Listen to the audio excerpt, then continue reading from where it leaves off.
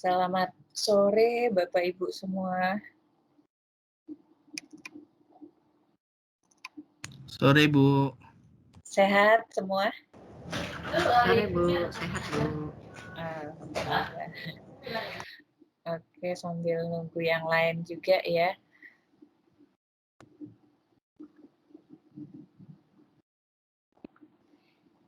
Nanti seperti biasa di bulan Ramadan ini pukul 6 nanti kita usahakan break dulu sampai 6:30. Jadi pada bisa berbuka juga dan mungkin makan malam yang lainnya. Dan menjelang pukul 6 kita akan gunakan dulu waktunya untuk bahas yang kemarin. Minggu lalu itu kan saya minta kepada Bapak Ibu untuk berkelompok membahas mengenai ini ya. Ada 3 kasus ya, beda-beda. Ada M-Pesa, ada Uber, kemudian ada Fonterra. Tentang kasusnya global marketing, boleh kasusnya yang gagal, boleh kasusnya yang berhasil, atau boleh dua-duanya. Nah, jadi di mana yang paling baik nanti yang Bapak Ibu temukan kasusnya. Nah, ini kelompoknya udah pada ada kan ya? Oke, nah ada nggak yang mau jadi volunteer dulu nih, mau ngobrol tentang apa yang ditemukan mengenai boleh Uber dulu, boleh M-Pesa dulu, boleh Fonterra dulu. Silakan kalau ada yang mau duluan.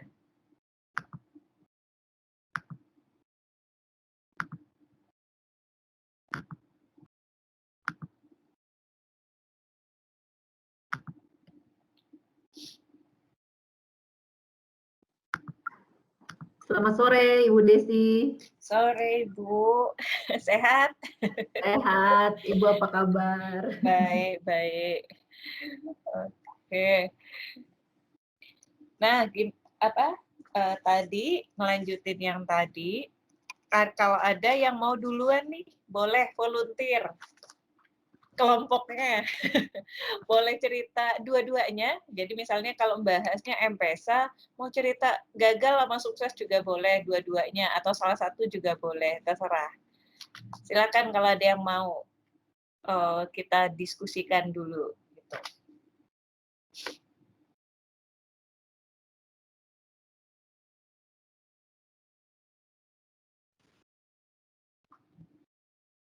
Waduh, kalem-kalem nih kayaknya. Tunggu-tungguan nih. Ayo, siapa yang mau duluan? Boleh mau duluan yang mana boleh, silakan. Mau M-Pesa boleh, Uber atau Fonterra? Fonterra boleh Bu? Boleh, silakan. Ini tolong dia mau. Wah, presentasi. Sorry, untuk Karina boleh bantu slide-nya atau saya yang share screen? Oke, aku bantu ya. Bentar. Oke.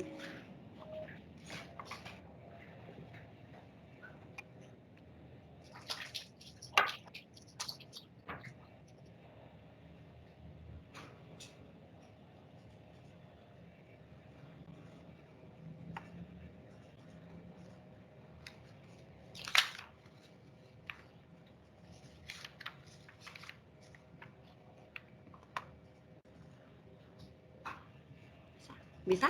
Atau saya aja? Coba saya lihat.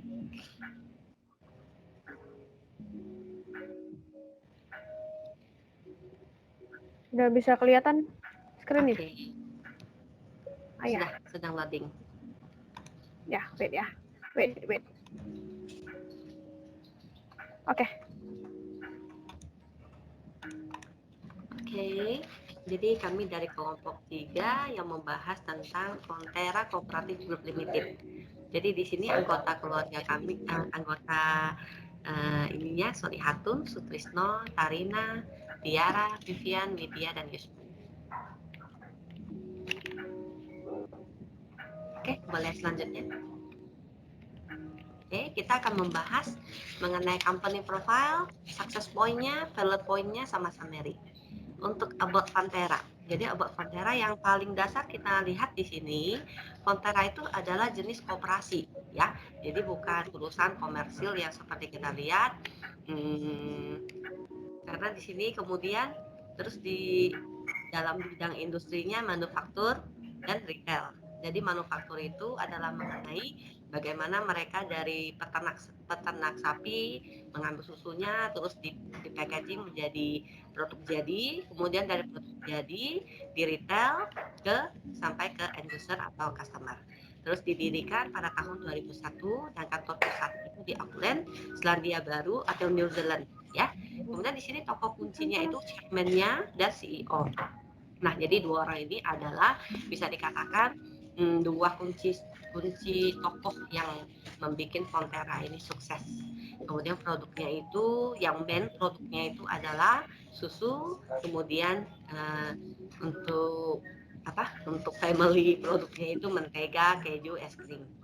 Oke. Jadi di sini tadi sebelumnya saya menjelaskan dalam secara tabelnya, dan sekarang di sini bisa kita lihat langsung gambar-gambar brandnya ya. Jadi sudah sangat tidak asing lagi kita melihat di sini kita di Indonesia pun kita bertemu dengan namanya produk Envin, Anchor, Mainland, and Mom sama Sister. Ya, jadi di sini Fonterra didirikan Oktober 2001. Jadi sampai 2021 ini Fonterra sudah berumur 20 tahun. Jadi merupakan hasil merger dari dua company susu ya, company susu yang terbesar di New Zealand, dari grup Kiwi Kooperatif sama New Zealand Dairy Board. Jadi sebelumnya Fonterra itu pada saat merger itu namanya itu adalah Global Co. Kemudian baru diganti ke Fonterra. Ya, jadi di sini untuk masing-masing produknya itu bisa kita lihat sudah hampir tersebar di seluruh dunia ya, di 140 country. Kemudian untuk leadership-nya, untuk panduan mereka go internasional itu mereka menggunakan cost leadership strategi. Jadi di mana mereka lebih cenderung ke biaya yang rendah, low cost, namun dengan target yang luas. Oke, next. Kemudian sukses poinnya. Jadi di sini sukses poinnya sekilas saya ceritakan bahwa untuk New Zealand ini ya, secara mendunia mereka itu sudah menguasai 30% ekspor dunia, ya ekspor susu, sudah menguasai 30% ekspor susu dunia, dan di sini secara di New Zealand sendiri itu sudah menguasai 25% ekspor ya untuk produk susu. Kemudian sudah punya masing-masing perusahaan manufacturing ya, perusahaan manufaktur itu lebih dari 30 negara, dan brandnya yang sudah tersebar luas, sudah ada available jual itu di 130 negara. Ya tadi mungkin dari 140 ada yang lebih update. Ya, jadi di sini ketika di peak season ya, itu bisa kita lihat bahwa mereka hampir setiap 3 menit itu selalu close the door at the container of dairy export. Jadi ini sangat luar biasa.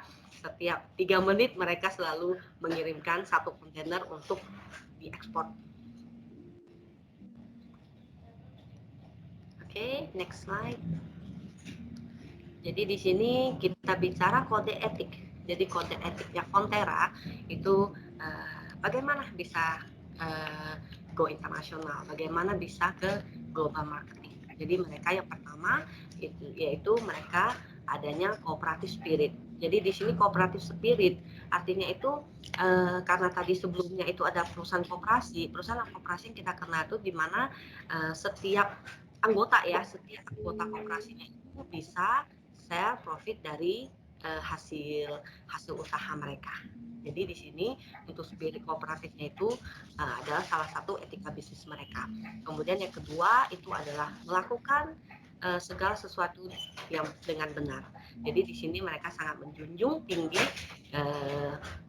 kejujuran bisnis. Kemudian yang ketiga itu challenge boundaries, artinya ya semua tantangan akan mereka challenge, akan mereka laluin. Jadi semua mau go internasional, ya mereka akan tantangin hal itu. Kemudian yang keempat, make it happen. Make it happen ini menurut saya satu tindakan yang sangat penting sekali, karena di mana kebanyakan pemimpin atau bahkan mungkin kebanyakan orang itu bisa berpikir yang luar biasa. Namun ketika dalam hal action itu mungkin agak kurang. Nah, jadi di sini kode etik mereka itu apa yang menjadi visi misi mereka, make it happen. Ya, jadi di sini yang membuat Fonterra berada di perusahaan besar susu secara dunia. Oke, next.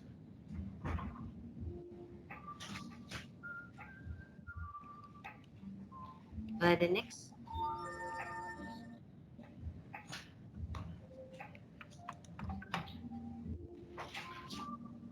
Halo, Karina, boleh di next? Halo, Halo. sudah next? Sudah next ya? Oh, Udah jaringan. next. Saya Sudah punya next. masih di Code of Business Conduct. Oke, jadi Belum kalau muncul gitu tadi. belum Ini muncul udah ya? muncul belum? Masih belum muncul. Oh, masih belum ya? Ya, saya punya masih di Code of Business Conduct. Oke. Sekarang?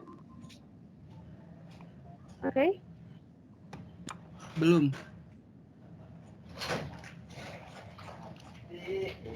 Mohon maaf ya, Ibu Desi dan teman-teman. Nggak apa-apa. Kayak mungkin di close dulu, kemudian dibuka lagi aja. Siapa tahu bisa. Oh iya, ya.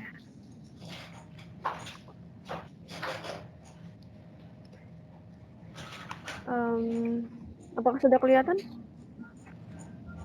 Belum. Belum ya? Mungkin bisa lanjut dijelasin aja gitu. Oke, Pakai boleh slide ya. aja. Boleh, silakan. Jadi kalau kita tadi udah bicara ke kode etik, sebentar saya buka slide dari versi saya ya Bu ya. Oke, jadi untuk selanjutnya itu mereka juga karena perusahaan koperasi ya, karena satu bentuk usaha koperasi, mereka menjunjung tinggi shareholder mereka. Jadi di sini kunci mereka itu dalam treatment ke college-nya, ke customer-nya, ke farmer shareholder-nya, ke business partner-nya, sama community.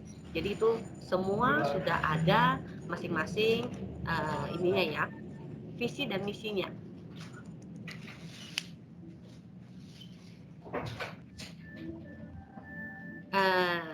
Oke. Kemudian untuk yang bahkan ada satu artikel ya,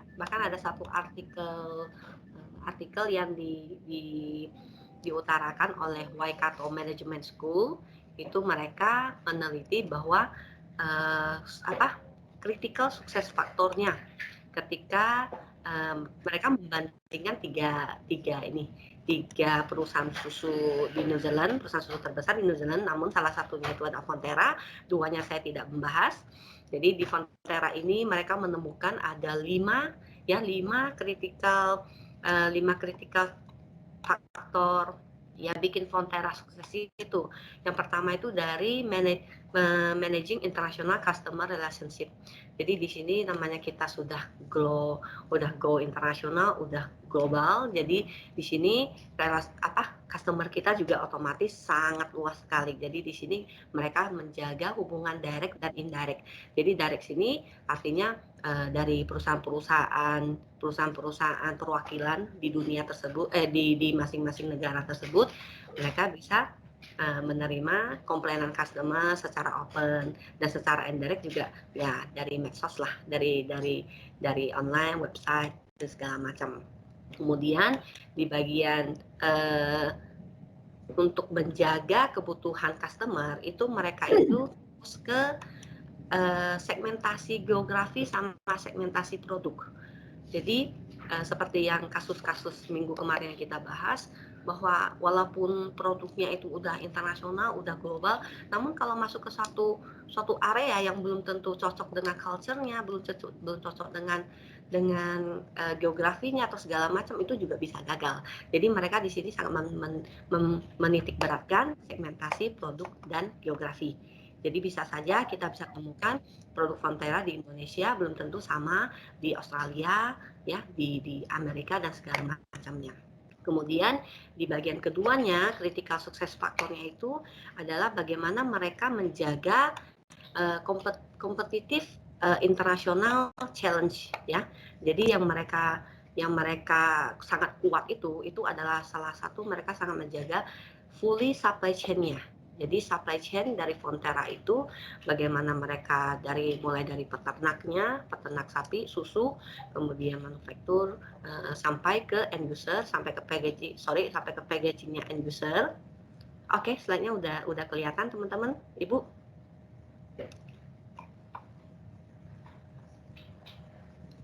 Di next saja.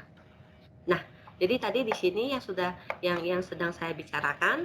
Jadi di jurnal artikel ini tadi yang poin 1 dan poin 2 sudah saya jelaskan. Kemudian yang bagian ketiga itu adalah capturing more of value chain.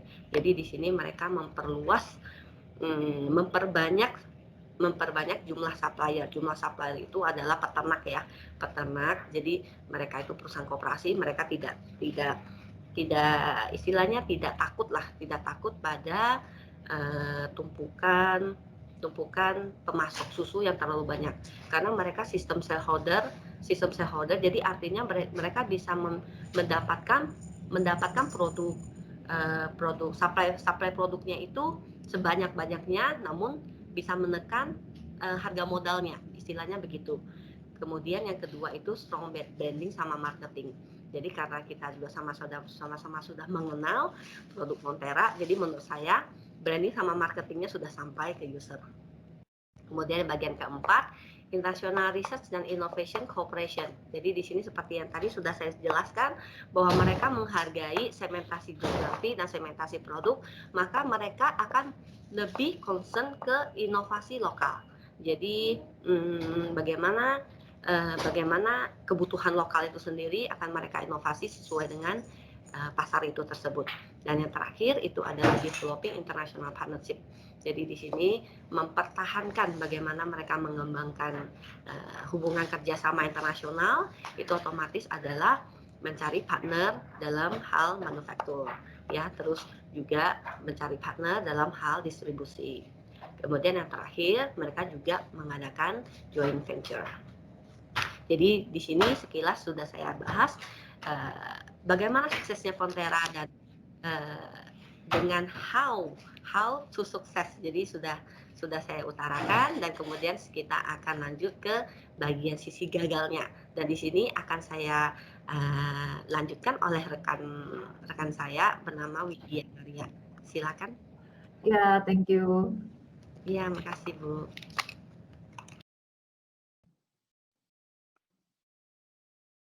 Oke, saya nggak siapin ininya ya, slide-nya. Sis Vivian bisa show-kan lagi nggak ya?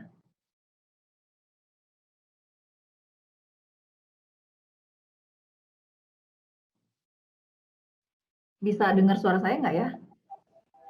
Bisa, kedengaran suaranya. Oke, saya Screen-nya lanjut aja. kelihatan nggak ya? Hah? Slide-nya Screen-nya kelihatan?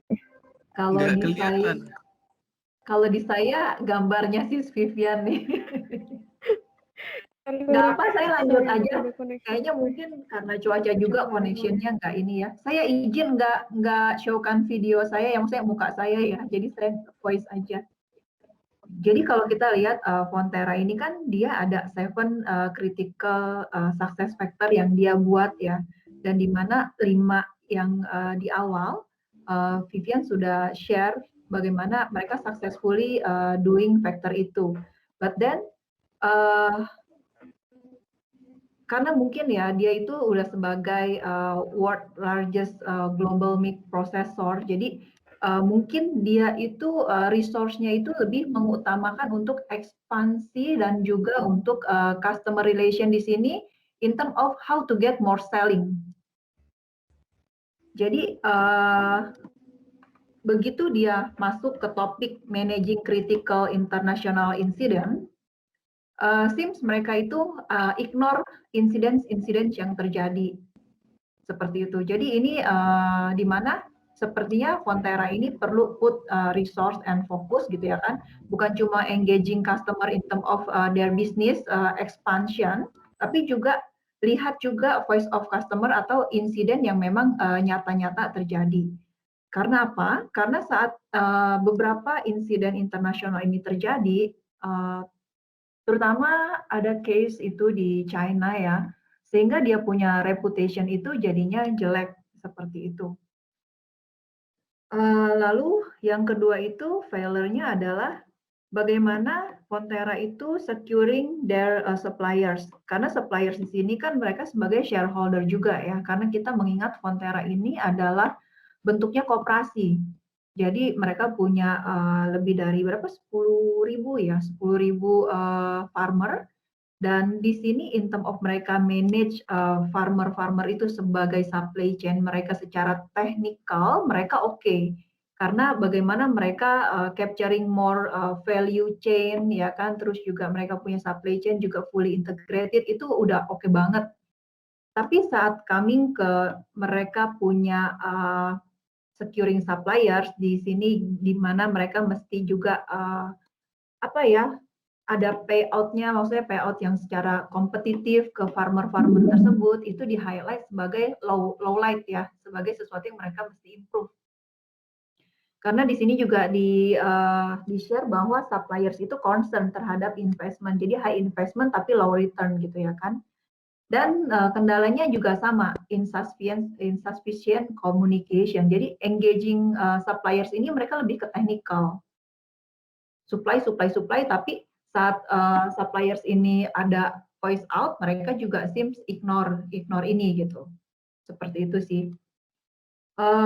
Jadi itu 2 critical factor yang mereka fail. Jadi fokus mereka lebih ke bagaimana engage customer dan supplier in term of mereka punya voice dan juga apa ya, critical kalau misalnya udah terjadi critical incidents dan bagaimana meng-avoid terjadi lagi same issue ya. Seperti itu. Itu yang kami lihat dari berbagai sumber. In summary-nya ini, Fonterra itu ya, itu adalah perusahaan susu terbesar dan dia sukses sebagai koperasi ya, sebagai koperasi. Lalu dia juga cepat catch up dengan critical failure-nya dia, sehingga dia tetap menjadi apa ya, ya perusahaan terbesar susu lah ya, gitu. Dan di New Zealand pun ya dia ini ya kuat banget gitu. Itu sih dari tim kami. Jika ada yang mau menambahkan mungkin silakan.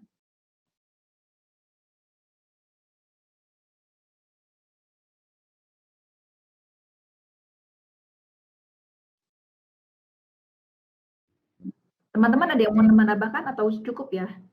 Silakan kalau ada yang mau nambahin. Atau ada yang mau ngurangin juga boleh. Iya. Kalau kelebihan. Atau mau antitesis juga boleh. Saya nggak bilang gitu, Ibu Desi aja yang bilang gitu. Baik.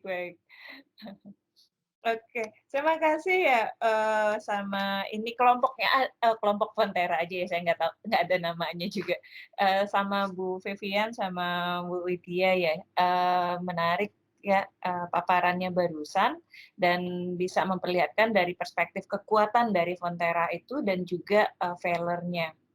Nah, kalau saya boleh nanya, mungkin kalau saya tanya menurut Bapak Ibu yang analisis tentang Fonterra ini, mereka itu kan istilah bukan perusahaan yang modelnya seperti perusahaan yang lain ya. Ini kita bicara model usahanya. Dia bukan kayak perusahaan lain yang memang for profit gitu. Karena mereka modelnya koperasi di mana shareholders-nya banyak banget di sana. Saya mau tanya kira-kira menurut pandangan Bapak Ibu nih, kenapa ya kita kan jarang ya ngelihat sebuah koperasi bisa masuk ke skala internasional gitu, masuk ke global marketing.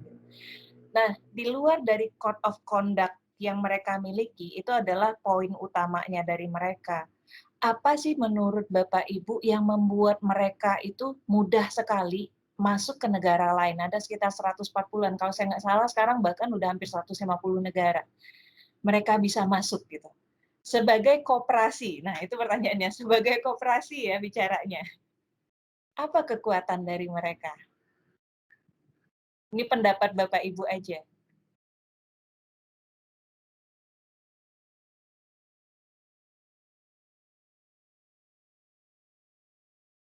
Silakan.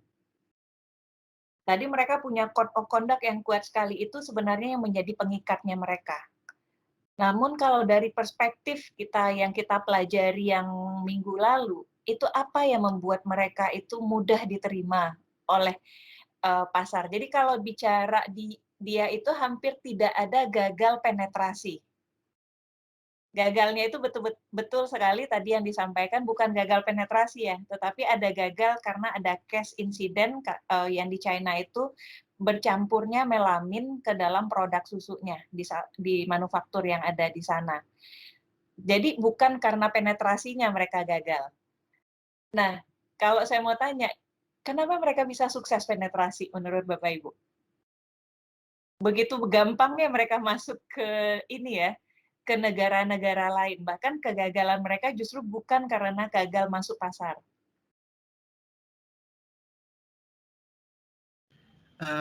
Kalau pendapat saya ya Bu, tapi bukan keseluruhan ini, hanya Ya, pribadi. nggak apa-apa, silakan. Kalau pendapat saya itu kayak dia kan penetrasi ke berbagai negara kan.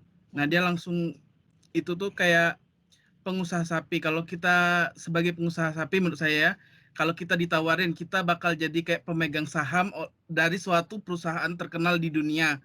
Itu bisa kayak meningkatkan harga diri juga bisa itu. Jadi mereka pun lebih berusaha juga lebih baik. Jadi untuk membuat join itu terkesan gampang karena dia sudah ada brand internasional yang besar. Jadi kayak kita itu kayak pertanian, peternakan itu kan dianggap remeh di hampir di seluruh di dunia, itu dianggap kayak kasta rendah untuk itu. Tapi dengan ini seorang pemilik peternakan bisa menjadi seperti kayak pemegang saham perusahaan internasional yang megang 30% itu market pasar susu di dunia gitu kan. Jadi mereka mudah untuk merangkul orang untuk join karena ada nilai goodwill-nya sendiri gitu. Baik, terima kasih banyak Pak Yusman. Ada lagi Bapak Ibu yang mau menambahi, mengurangi atau berbeda pendapat, silakan. Oke. Ya, jadi silakan Bu Vivian atau segar. Oh iya, enggak sih. Saya kira-kira juga menambah sedikit. Jadi apa yang menjadi poin Yusman ngomong bahwa memang farmer itu dipikir secara konvensional ya. Jadi di sini mereka kenapa tidak pernah gagal dalam masuk ke pasar ya Bu ya? Mereka menarik kepentingan dari orang-orang lokal. Jadi menurut saya tidak ada hal sesuatu yang ini loh, gue kasih istilahnya kasih lu kesempatan, kasih lu uang untuk cuan, orang jarang mau, bahkan mungkin hampir tidak pernah menolak untuk hal itu. Jadinya kalau udah show interest dari orang-orang lokal, menurut saya pasarnya cepat tumbuh. Ya, baik, menurut terima saya kasih banyak ya, Bu tambahan. Vivian. Baik, jadi yang disampaikan sama Bu Vivian sama Pak Yusman itu tepat sekali ya. Itu mungkin yang membuat dia berbeda dari perusahaan yang for profit ya. Koperasi ini karena adanya keterlibatan dan adanya kemungkinan untuk mendapatkan sehingga mereka punya share di sana. Itu keunggulannya. Dan itu yang membuat tadi juga jarang-jarang ya biasanya model yang dibangun di dunia itu ini ada korporasi, kemudian ada mereka berpartner dengan banyak ini, tapi nggak punya kepemilikan terhadap share-nya. Nah, model koperasi ini ya mungkin ini akan menjadi case yang menarik bagi Bapak Ibu bahwa model koperasi itu bisa mendunia. Dan justru salah satu model yang membuat smooth sekali untuk melakukan penetrasi ke negara lain. Karena siapa sih yang nggak mau, bukan hanya cerita untung aja ya, tetapi ada kepemilikan, itu long term ya sifatnya sustain. Jadi artinya saya punya kepemilikan di sana, saya kan nggak akan mungkin diputus di tengah jalan sebagai supplier misalnya ya. Nah, itulah kekuatan dari Fonterra itu dan membuat dia sangat cepat berkembang. Jadi setuju sekali sama Bapak Ibu atas tadi yang disampaikan dan mungkin juga karena tadi seperti saya coba akan simpulkan bahwa kekuatan dari Fonterra adalah karena bentuk organisasinya yang memberikan kemudahan juga dia untuk masuk kemanapun dan inovasi yang dibuat oleh Fonterra itu adalah code of conduct-nya sebenarnya. Dan itu yang membuat dia bisa dipakai di mana-mana karena code of conduct-nya sangat universal sekali. Nah, itu kekuatan dari Fonterra dan memang failure-nya mereka itu mereka terlambat mengantisipasi. Jadi karena terlalu besar, mereka tidak memiliki channel yang cepat untuk tanggap atas komplain. Itu yang membuat kasus di China itu cepat sekali meluasnya. Nah, itu adalah kira-kira contoh yang dilakukan oleh sebuah perusahaan sekelasnya Fonterra, bukan perusahaannya, sebuah koperasi sekelasnya Fonterra yang sukses melakukan global marketing, tapi tidak pernah gagal saat penetrasi masuk ke negara lain. Itu case dan itu akan berbeda nanti. Kita lihat nanti kasus dari Uber dan M-Pesa yang sudut pandangnya akan berbeda lagi. Jadi nanti kita bahas kembali Bapak Ibu setelah kita break dulu. Kita break sampai 6.30. Silakan istirahat, yang muslim selamat berbuka, yang non muslim silakan istirahat makan malam dulu. Nanti kita ketemu lagi pukul 6.30 ya Bapak Ibu. Baik, selamat malam Bapak Ibu semua. Malam. Malam, Bu. Iya. Oke, mudah-mudahan cukup ya breaknya. Tapi kalau sambil mau makan, minum segala macam sambil belajar juga nggak apa-apa kok. Gitu. Kita cuma diskusi aja. Masih Bu Desi. Saya masih Iya. makan, Bu. Nyantai aja. Nggak ada masalah kok. Oke, baik Bapak Ibu. Ini kan kita kayak jadi nonton film kan jadinya. Jadi nggak ada masalah bawa makanan gitu. Oke. Nah, terus tadi kan kita lanjutin ya yang tadi. Tadi udah ada yang ngobrolin tentang Fonterra. Nah, sekarang ada nggak yang mau sharing, mana yang mau duluan nih? Uber atau M-Pesa nih? Silakan. M-Pesa, Bu. Oke, langsung ya. Oke, silakan nih. Semangat nih, kayak. Silakan. M-Pesa boleh ya, Bu?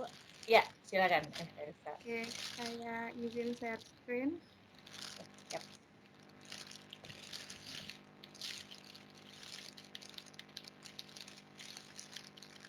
Lihat saya apakah sudah kelihatan? Sudah. Kelihatan. Oke, baik. Selamat malam Bu Desi dan rekan-rekan semua. Di sini saya dan teman-teman nantinya akan mempresentasikan hasil diskusi kami tentang M-Pesa.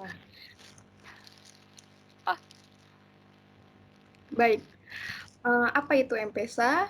Kita perkenalan dulu. Untuk M-Pesa itu berasal dari bahasa Swahili yang artinya uang dan M merupakan mobile.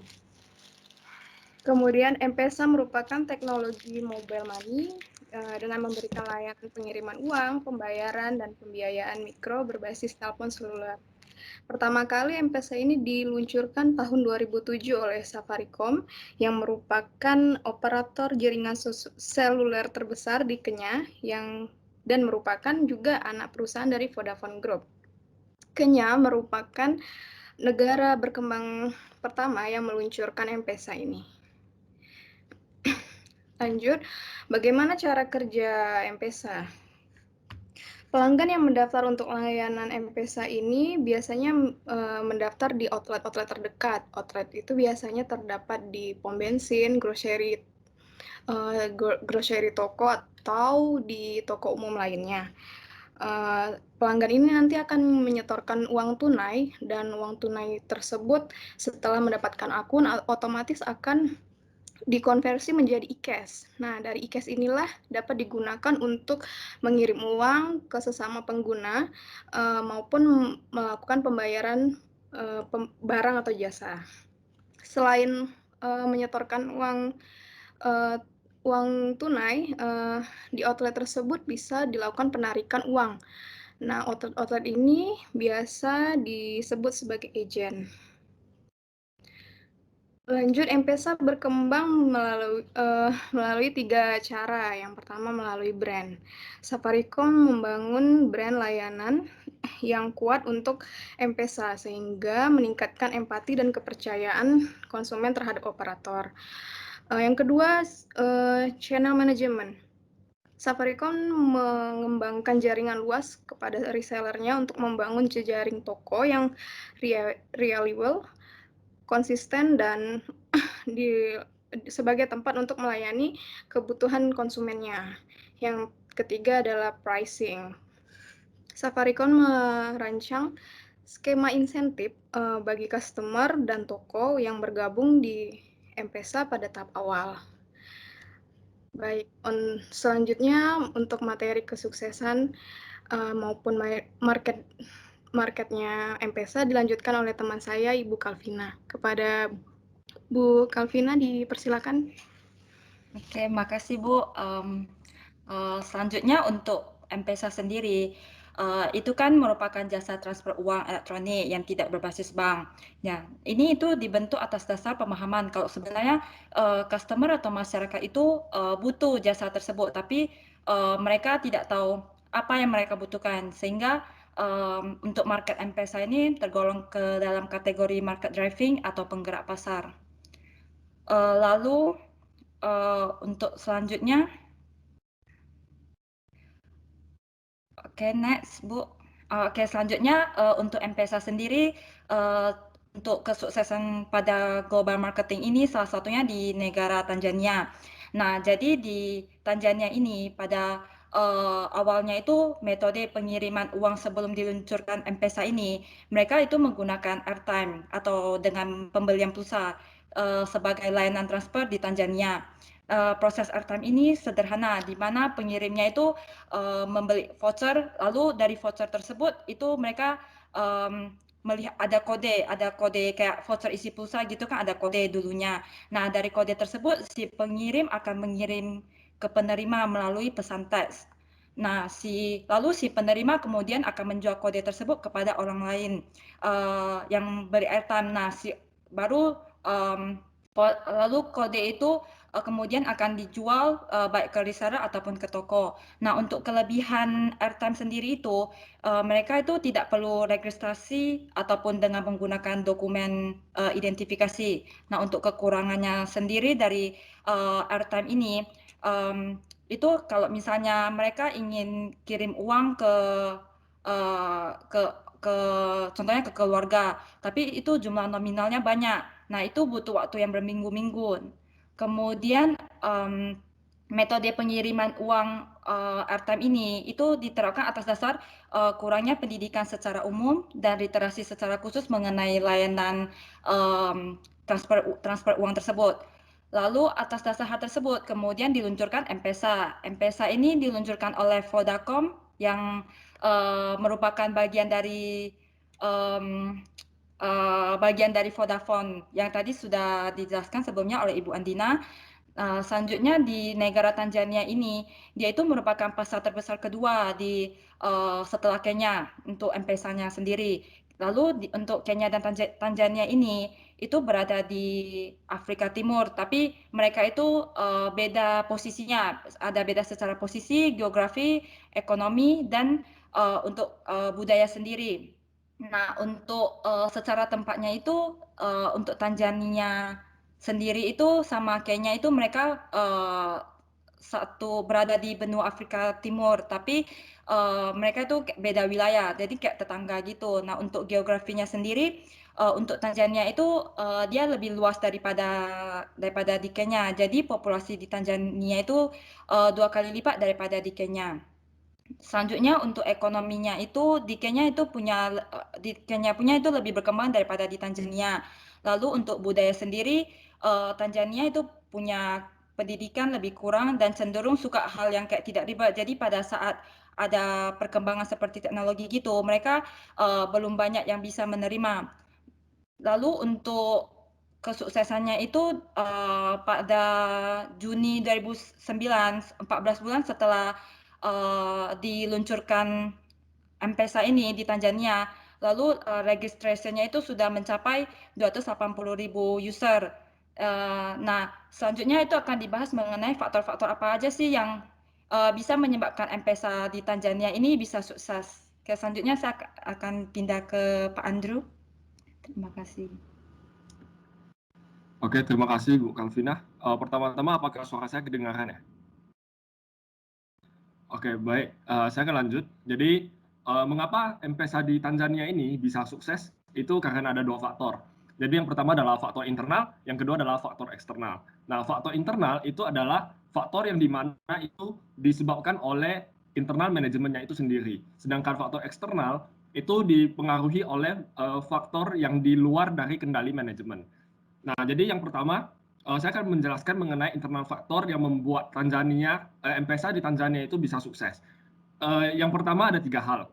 Nah, sebelum M-Pesa bisa sukses, itu M-Pesa ada jatuh bangun berkali-kali.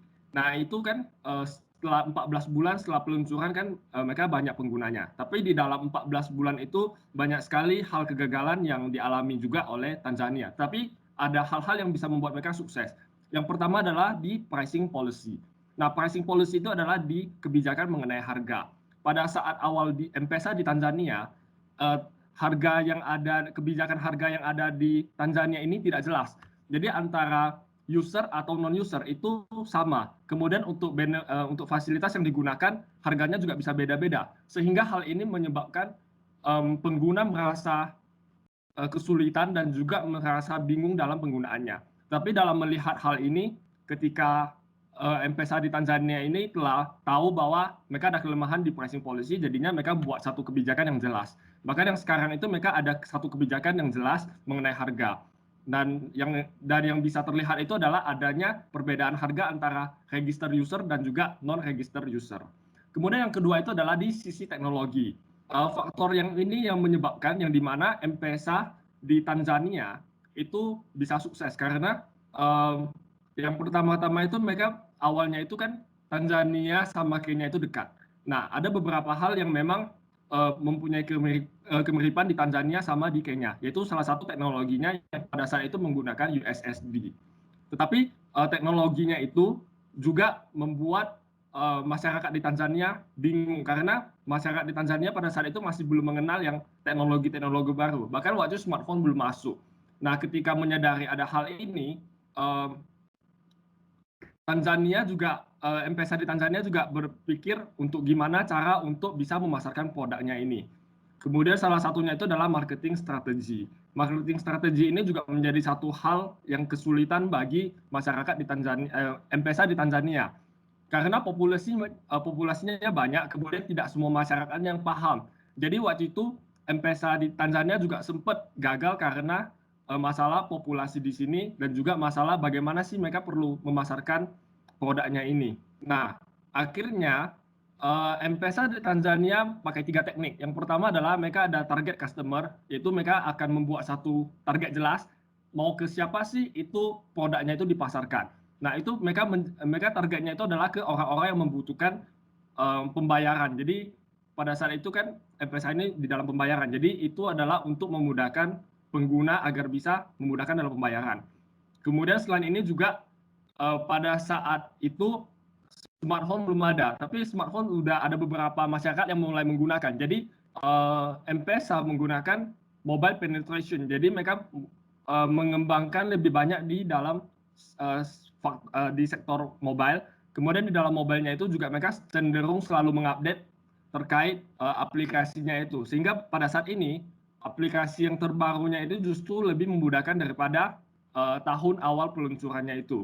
Kemudian yang ketiga itu adalah dia menggunakan network agent yang dimana itu adalah cara pemasaran untuk dari agen ke agen. Jadi untuk pemasarannya itu untuk bisa menjangkau semuanya itu mereka menggunakan agen ke agen agar produknya itu bisa dipasarkan.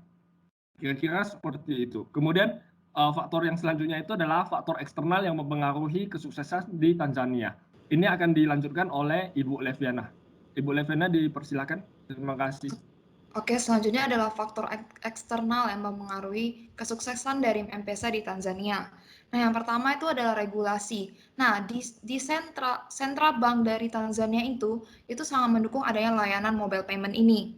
Nah, dan juga tidak ada aturan yang ketat dalam pelaksanaannya, sehingga untuk pengguna atau pendaftar dari M-Pesa ini itu tidak perlu memiliki akun bank.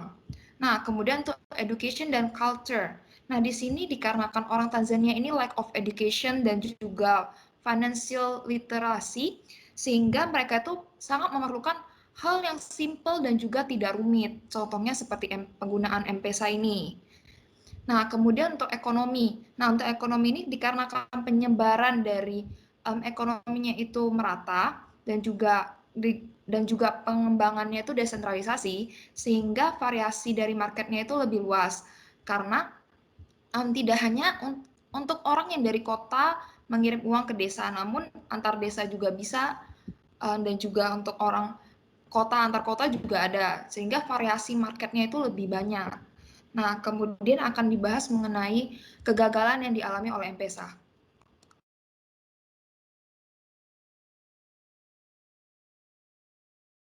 Oke, terima kasih Bu Leviana.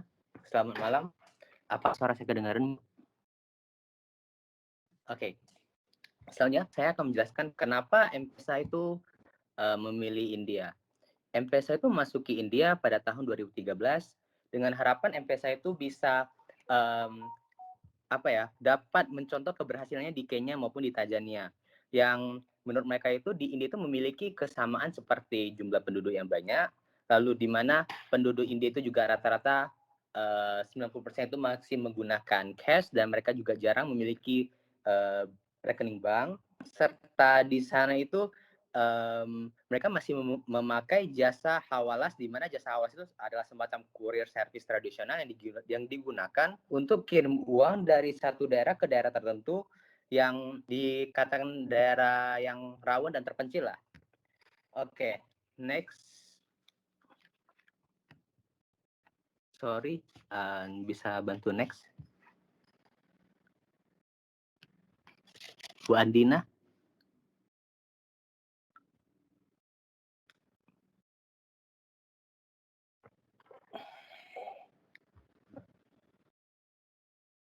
Sebentar Pak, nge-lag. Maaf. Iya, go.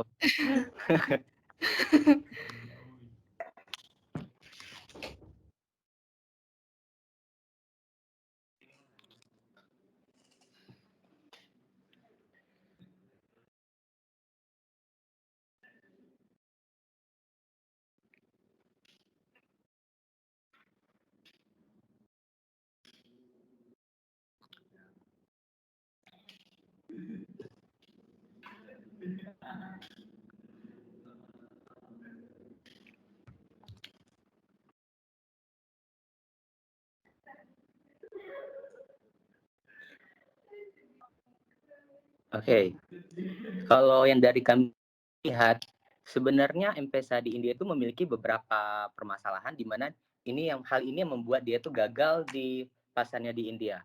Pertama itu adalah culture issue, kedua teknologi, ketiga sosial, keempat masalah regulasinya, kelima itu adalah kompetitor. Kalau untuk masalah culture-nya, itu di India itu bisa dikatakan kebanyakan penduduknya itu masih menggunakan cash, dan di sana itu mereka juga masih maraknya yang namanya black money atau namanya penggelapan pajak dan segala hal, dan itu yang membuat mereka itu sebenarnya malas untuk membuka rekening di India tersebut. Lalu mereka juga sebenarnya lebih prefer menyimpan uang dalam bentuk cash, aset, ataupun emas atau properti. Kalau untuk masalah teknologi, di India itu sebenarnya mereka sudah memakai sistem yang namanya Unified Payment Interface atau UPI. Sedangkan kalau untuk M-Pesa itu mereka menggunakan infrastruktur yang namanya USSD seperti yang tadi dijelaskan oleh teman-teman di atas. Jadi ini merupakan satu kalau UPI itu sendiri itu merupakan satu sistem payment yang didevelop oleh India itu sendiri. Jadi ini ada perbedaan yang namanya teknologi. Ketiga, masalah sosial. Kalau di sana di India itu sebenarnya edukasi untuk masalah mobile payment ini sangat minim ya, bisa dikatakan sangat minim, sehingga merchant di sana juga sebenarnya jarang atau tidak begitu mengerti masalah mobile payment ini. Kalau untuk masalah regulasi di India ini agak berbeda dengan Kenya maupun di Tanzania. Kalau di India, M-Pesa ini itu dinilai mereka itu adalah suatu produk banking. Jadi Reserve Bank of India ini mereka tuh mewajibkan bahwa M-Pesa ini harus bekerja sama dengan bank setempat. Mereka itu bekerja sama dengan ICICI Bank, dengan HDFC. Nah, sehingga ketika untuk melakukan pendaftaran pun itu user-user yang mau membuka akun M-Pesa itu harus buka rekening terlebih di bank-bank setempat, sehingga hal ini dinilai merepotkan. Dan sebenarnya di India itu bisa dikatakan ya ada sangkut paut dengan masalah case tadi ya, dengan black money dan tax avoidance tadi ya. Itu jadi mereka itu sangat tabu sebenarnya mau ke bank untuk buka rekening di bank. Jadi hal ini yang menjadi salah satu penghambat di mana memperkecil yang namanya market mereka. Yang kelima, masalah kompetitor. Oke, bisa dibantu next. Nah, untuk kompetitor sebenarnya sebelum M-Pesa masuk ke India, di India itu sudah ada satu fintech yang namanya Paytm. Paytm ini masuk ke India itu pada tahun 2010, di mana di sana Paytm juga menggunakan sistem teknologi yang sama seperti yang di India, memakai UPI, sehingga hal ini juga menjadi dari government-nya juga sudah support lah ke Paytm itu sendiri. Dan M-Pesa itu dinilai lambat jadinya. Lalu itu malah bisa dibilang market share dari M-Pesa itu sendiri sebenarnya udah diambil oleh kebanyakan dari Paytm itu sendiri.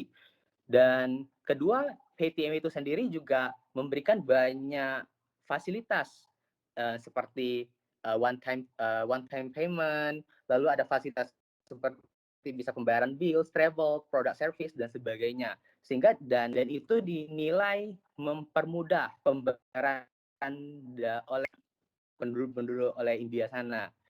Dan pembayaran mereka juga menggunakan yang namanya scan barcode, QR code.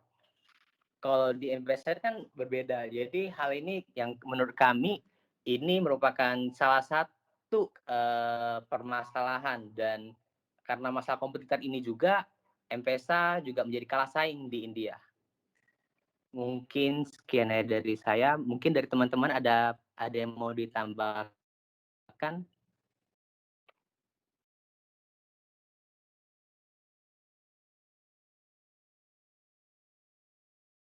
Ada tambahan dari Bapak Ibu lainnya? Silakan. Oke, kalau nggak ada, saya makasih sama Bapak Ibu semua ya atas presentasinya mengenai M-Pesa. Sebelum saya mau nyimpulin nih, kalau saya mau nanya nih sama Bapak Ibu yang bahas M-Pesa. Kalau M-Pesa itu masuk ke Indonesia, kira-kira bakal gagal atau sukses ya?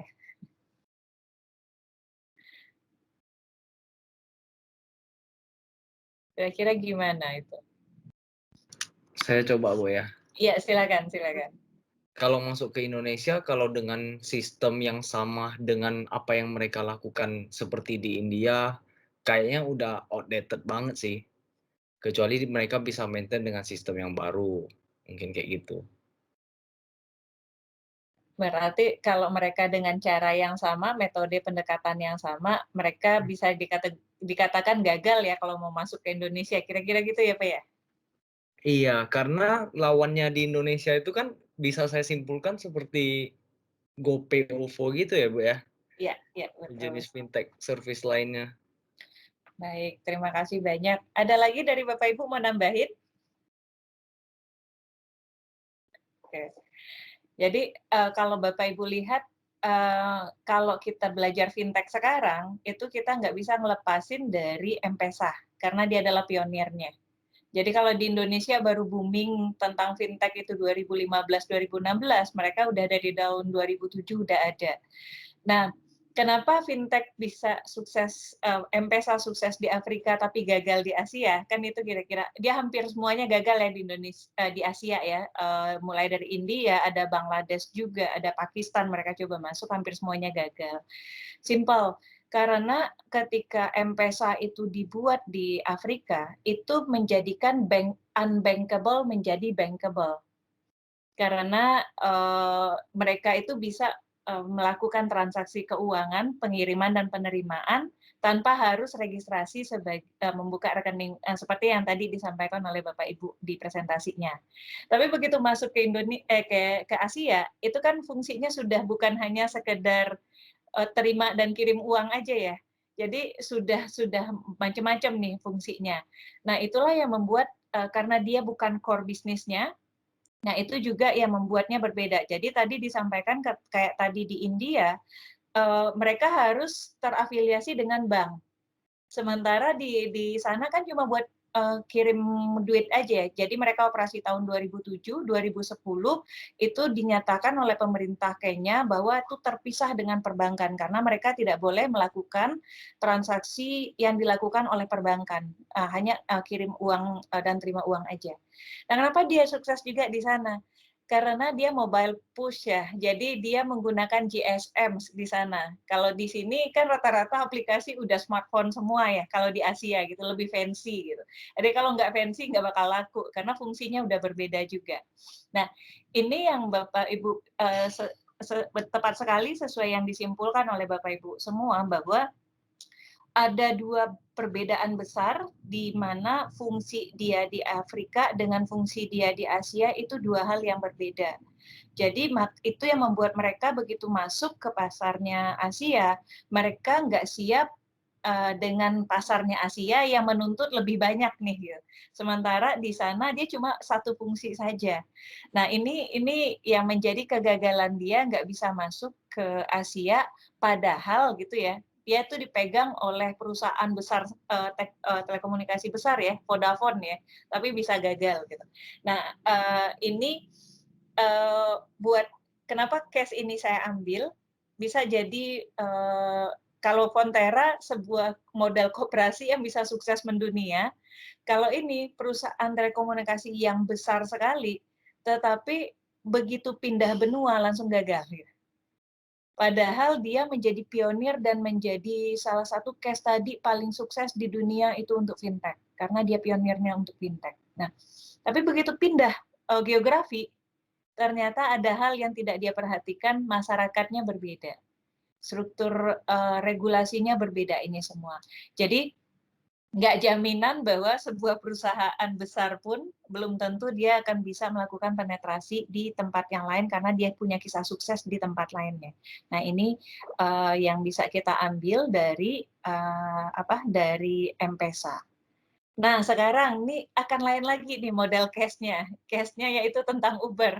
Ini udah ada cerita koperasi, kemudian cerita dari telekomunikasi yang pindah geografi. Nah, ini Uber apalagi nih kasusnya. Ayo silakan yang dari Uber diceritakan, di-sharing ke kita. Oke, selamat malam Bu Desi dan teman-teman yang lain. Malam. Oke, ada yang bisa bantu share screen?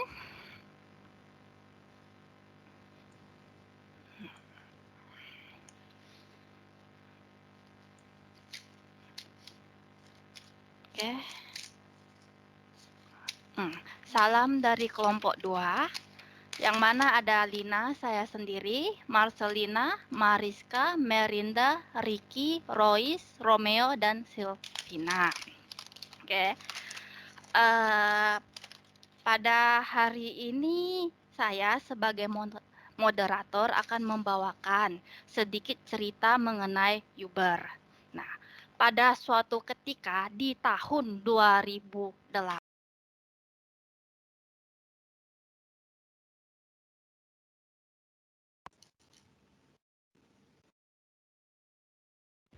Lina, maaf, Suaranya nggak kedengaran. Di mute, Bu. Sorry, sampai mana tadi? Dari awal ya. Oke, saya membawakan sedikit cerita mengenai Uber dulu. Oke, pada tahun 2008, kedengaran suara saya?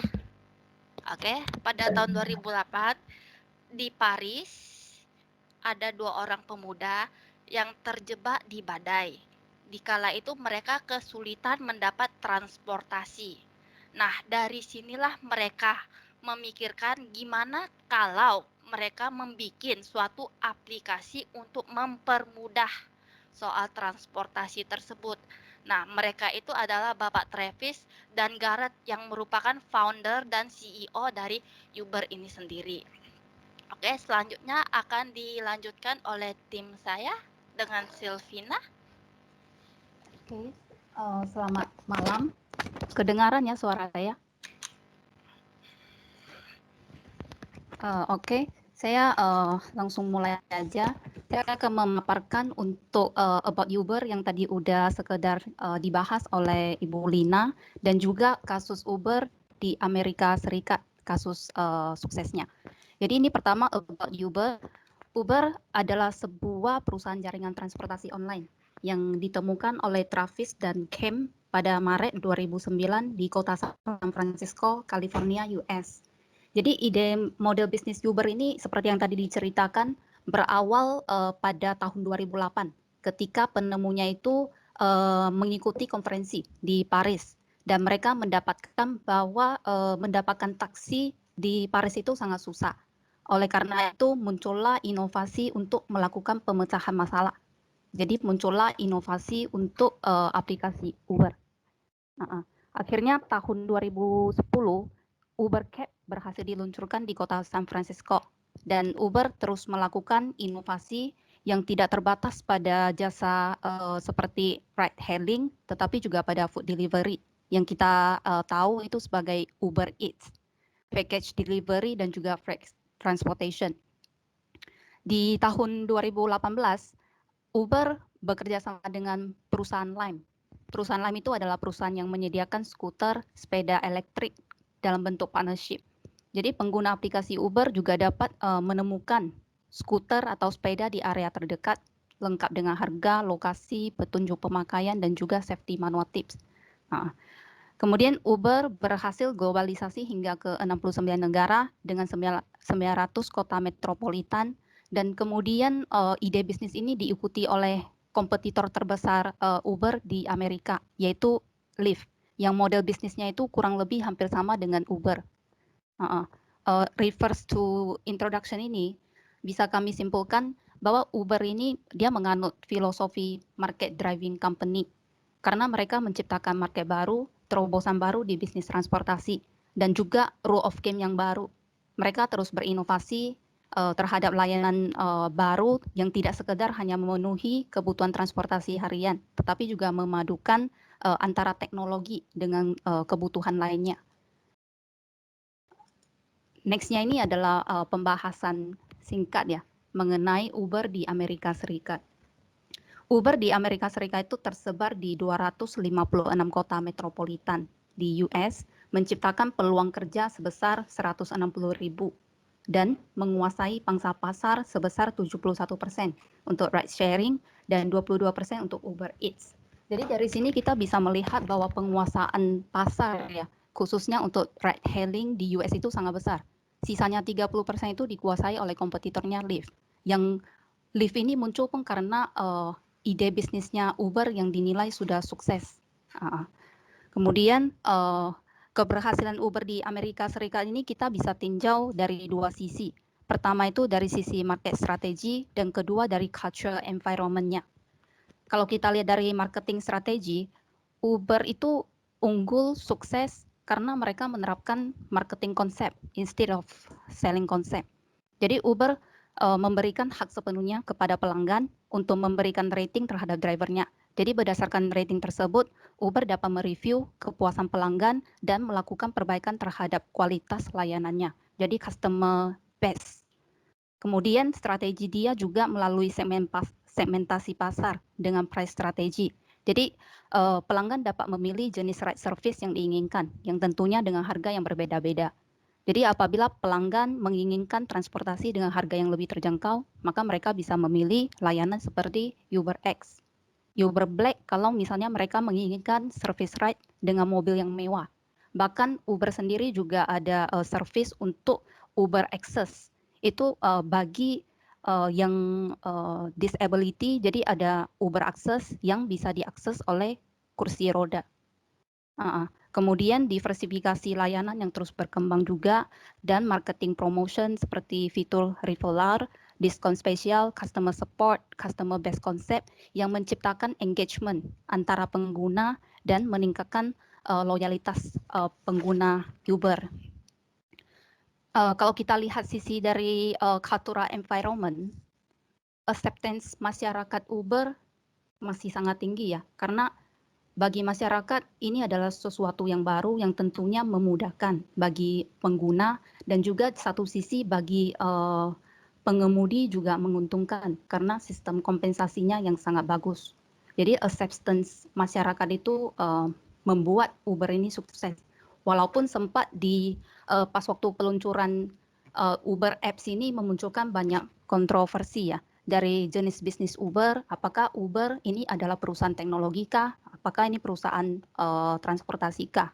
Karena kalau misalnya itu perusahaan transportasi, maka Uber dia harus mempunyai izin usaha sebagai perusahaan transportasi. Sedangkan satu sisi Uber ini ada perusahaan teknologi.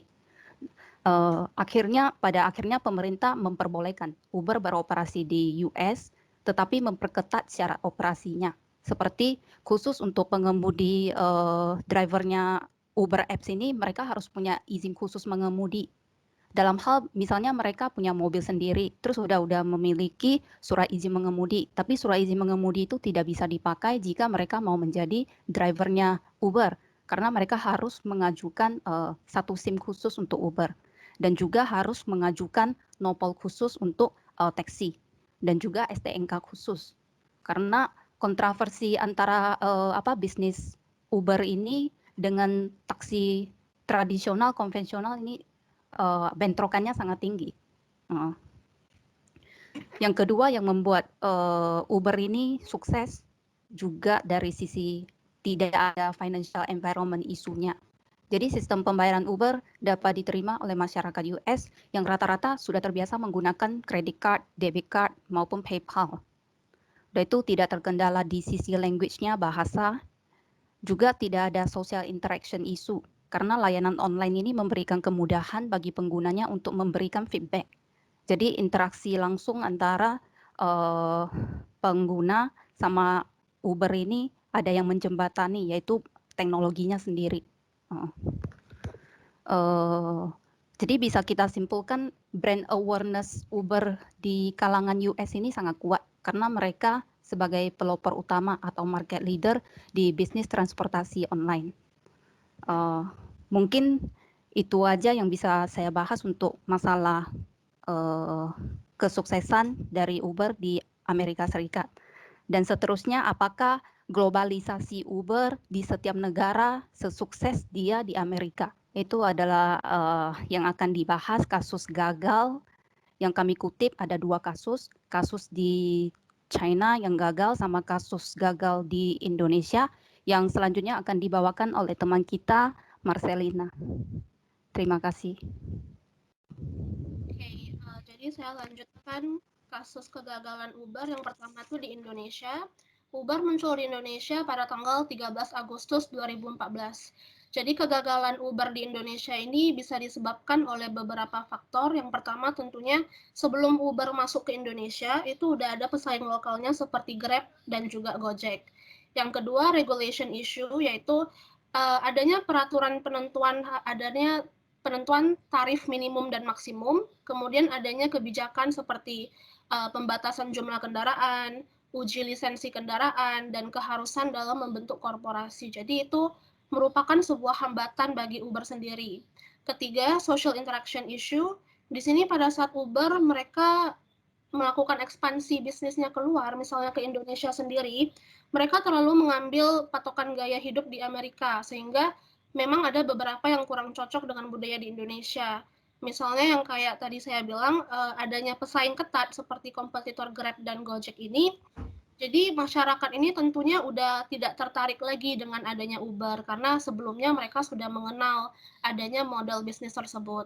Keempat, value system issue, di mana pada saat Uber masuk ke Indonesia, mereka tidak mempelajari dulu bagaimana situasi yang ada di dalam negeri. Misalnya seperti tadi mereka salah satu metode pembayarannya itu via dukungan kartu kredit.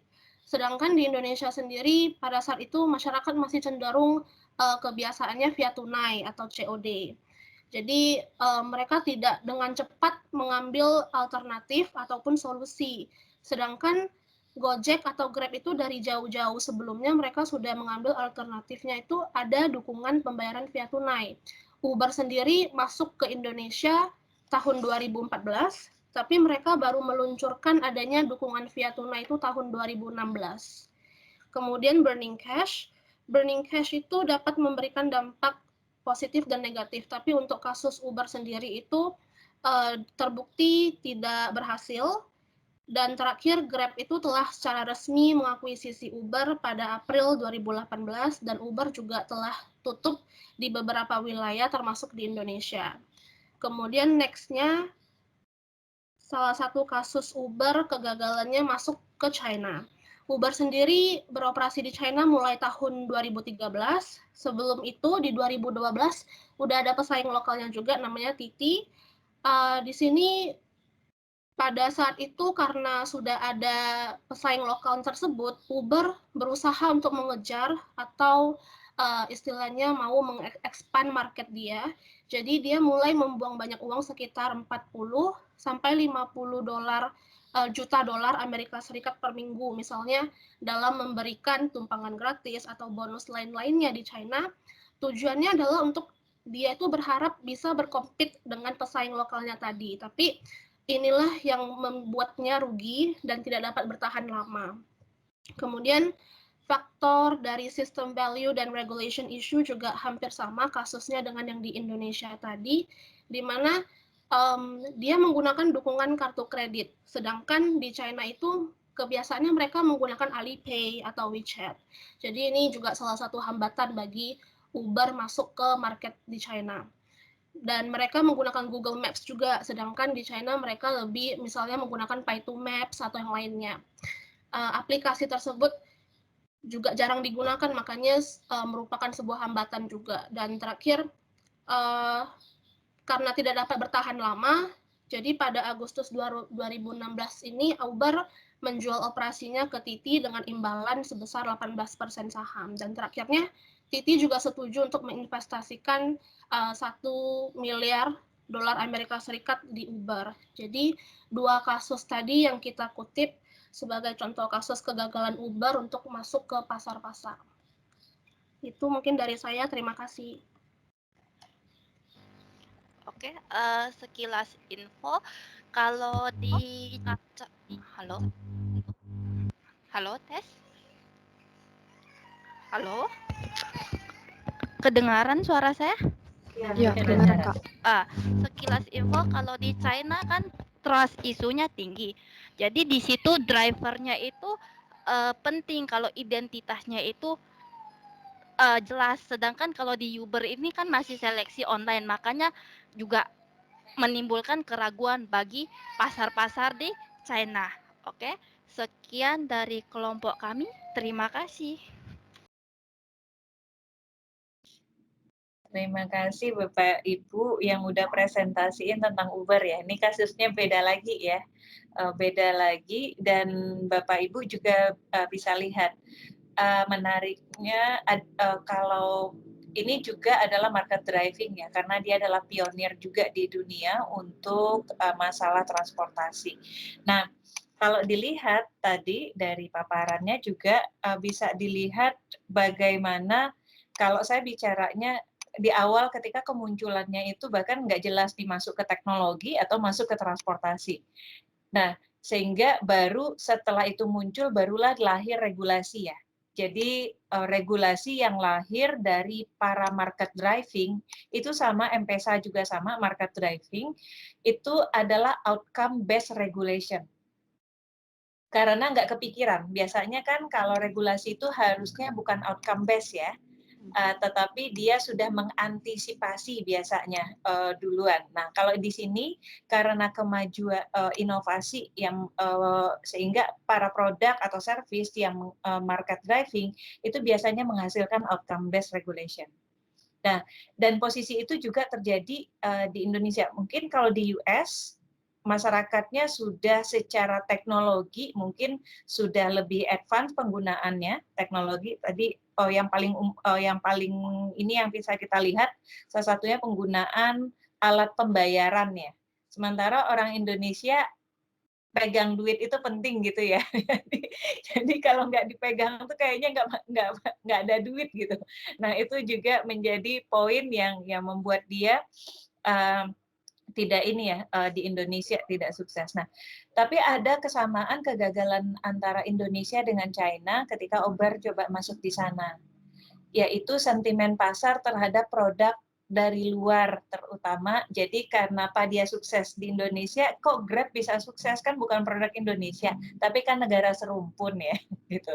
Nah, tapi perspektif terhadap produk Western itu ketika ada kompetisi itu orang akan lebih punya kecenderungan memilih produk lokal. Produk lokal itu yang juga kemudian menjadi campaign yang menguatkan identitas. Ya. Kalau Bapak Ibu perhatikan tahun 2015, 2016 itulah campaign yang digunakan di sini. Nah itu juga sama persis dengan di China. Mereka prefernya menggunakan produk lokal daripada produknya Western. Nah itu juga poin yang tadi di samping adanya moral hazard ya. Ada yang tahu nggak kira-kira ada moral hazard apa ya di Uber ini ketika dia masuk ke Indonesia atau ke China?